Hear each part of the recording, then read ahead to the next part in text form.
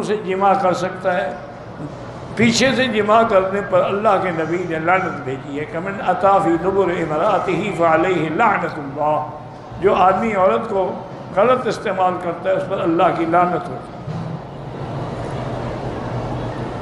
اب تمہاری مرضی ہے کہ اپنی بیوی کے باوجود لعنتی بنتے رہو، تو اس کا ہم کیا کر سکتے ہیں؟ کہتے ہیں جی کہ عورت سے جماع کے وقت لائٹ بند کرنا ضروری ہے، کوئی ضروری نہیں ہے، آپ کی بیوی آپ دیکھ سکتے ہیں، اس میں کیا ہے، اندھیرے کر دیں۔ یعنی اس کا معنی یہ ہوا کہ دن میں کبھی میاں بیوی نہ ملیں، پہلے اندھیرے کا انتظام کریں۔ پتہ نہیں کہاں سے لوگوں نے مسئلے گھڑے ہوئے ہیں۔ کہتے ہیں جی کہ عورت کو تیار کرنے کے لیے پہلے اس سے طلاق یا کوئی جنسی باتیں بالکل کرنی جائز ہیں، کیونکہ قرآن بھی یہی کہتا ہے۔ اللہ نے قرآن میں فرمایا ہے کہ یسألونک عن المحیض قل هو اذى فاعتزلوا النساء في المحیض ولا تقربوهن حتى يطهرن فاذا جب وہ پاک ہوئے فاتوہن من حیث امرکم اللہ ان اللہ یحب التوابین ویحب المطہرین فاتو حرثکم۔ قرآن کہتے ہیں حرث، اپنی کھیتی کی جگہ، تو کھیتی میں تو ہل بھی چلانا پڑتا ہے، پانی بھی لگانا پڑتا ہے، اس کی چھانٹ چھکار بھی کرنی پڑتی ہے، بوٹیاں بھی مارنی پڑتی ہیں، تب بھی کھیتی ہوگی نا، تو اس لیے یہ سب جائز ہے۔ بلکہ علماء نے یہ بھی لکھا ہے کہ اگر میاں بیوی آپس میں پیار کر رہے ہیں، طلاق کر رہے ہیں، بوس و کنار، تو یہ نفل پڑھنے سے بھی زیادہ ثواب، کیونکہ اس سے وہ زنا سے بچے گا نا۔ اور اگر محبت نہیں ہوگی تو وہ منہ کالا کرے گا، جہنم میں جائے گا۔ اگر عورت اپنے مرد کے اس شرمگاہ پہ بوسہ دے، بہرحال یہ شریعت کے خلاف ہے۔ میاں بیوی بغیر کپڑوں کے سو سکتے ہیں، کیوں نہیں سو سکتے؟ ہاں میاں بیوی ہیں، بالکل سو سکتے ہیں۔ تم وہ مسئلے پوچھو نا جی شریعت کے یا تقوی کے، پرہیزگاری کے، وہ چھوڑو، وہ تو انبیاء نے تو کبھی دیکھا نہیں۔ بی بی فرماتی کہ میں نے حضور کا بدن ہی نہیں دیکھا، تو وہ بغیر کپڑوں کے کیسے سوتے ہوں گے؟ وہ بلند مقام ہے۔ جہاں تک فتویٰ ہے وہ یہی ہے کہ تم میاں بیوی سو سکتے ہو بغیر کپڑوں کے۔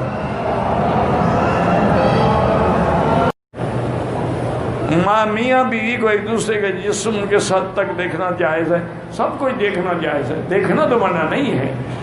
ہن لباس لکم وانتم لباس لہن۔ کہتے ہیں کہ اگر میاں بیوی ملیں اور نطفہ جو ہے وہ باہر ضائع کر دیں تاکہ حمل نہ ٹھہرے، اگر اس پہ عورت بھی راضی ہو اور کوئی مجبوری بھی ہو تو جائز ہے، ورنہ جائز نہیں ہے۔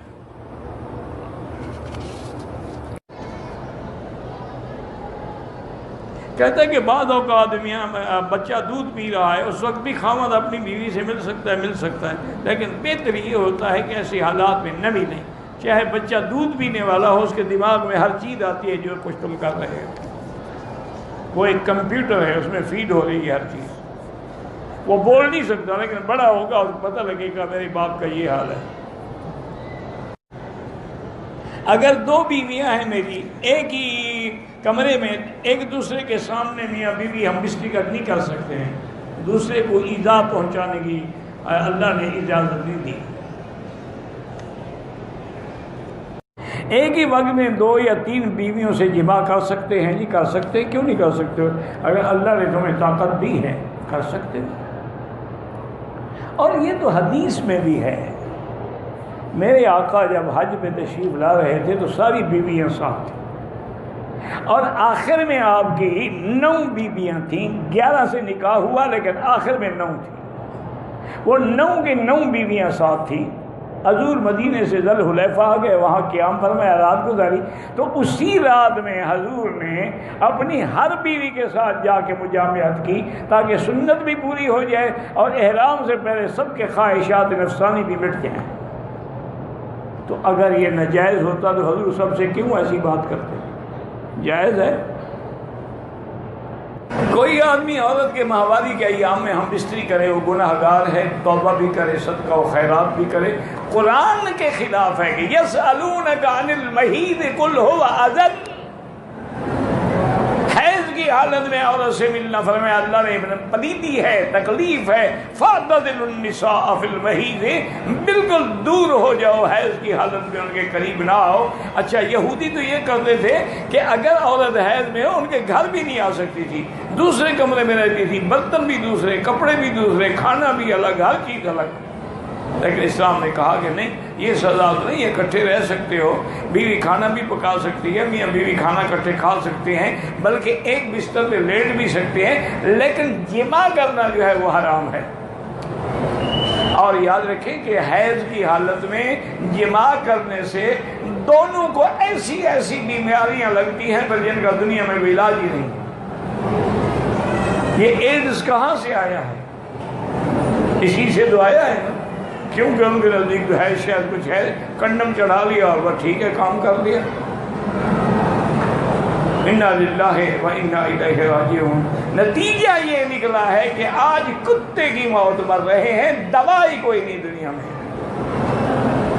قرآن کی مخالفت کرو گے تو مر جاؤ، اگر غلطی ہو گئی ہے توبہ کرو، اور بلکہ 1 دینار کے قریب صدقہ بھی کرو۔ صحیح حدیث میں ہے، ایک آدمی نے، مکے کا آدمی تھا، اس نے انصاری لڑکی سے شادی کی، یعنی لڑکی مدینہ منورہ کے انصار کی تھی، شادی کرنے والا مکے کا مہاجر تھا۔ میاں بیوی جب رات کو اکٹھے ہوئے، اب وہ بیوی کو کہا ایسے لیٹ جاؤ، کھڑی ہو جاؤ، ایسے بیٹھ جاؤ، ایسا۔ اس نے کہا کیا کہتے ہو تم؟ ہم تو صرف سیدھا سو کے جماع کراتی ہیں۔ انہوں نے کہا یہ کیا مطلب ہے جب شریعت میں؟ انہوں نے کہا نہیں، بالکل حضور سے پوچھیں گے، پھر اس کے بعد جیسے تمہاری مرضی آئے کرنا۔ انہوں نے کہا ٹھیک ہے۔ صبح کو حضور کی خدمت میں آئے، انہوں نے پوچھا، انہوں نے فرمایا کہ ہاں بس عورت کا پچھلا حصہ استعمال نہ کرو، باقی تمہاری مرضی ہے، کھڑے ہو کے، بیٹھ کے، لیٹ کے، جو چاہو کرو۔ فاتو حرثکم انا شئتم۔ تو یہ میری بیٹی ایسے مسئلے ہوتے ہیں، کوئی اس میں یہ بات نہیں کہ میں کیوں جواب دیتا ہوں، یہ دینا پڑے گا، ورنہ وہ تو ساری زندگی میں چوستے رہیں گے۔ کہتے ہیں جی کہ میاں بیوی ملنے سے پہلے دعا، کپڑے اتارنے سے پہلے دعا مانگ سکتے ہیں، اللہم جنب الشیطان عنا وجنبنا ما رزقتنا منہ۔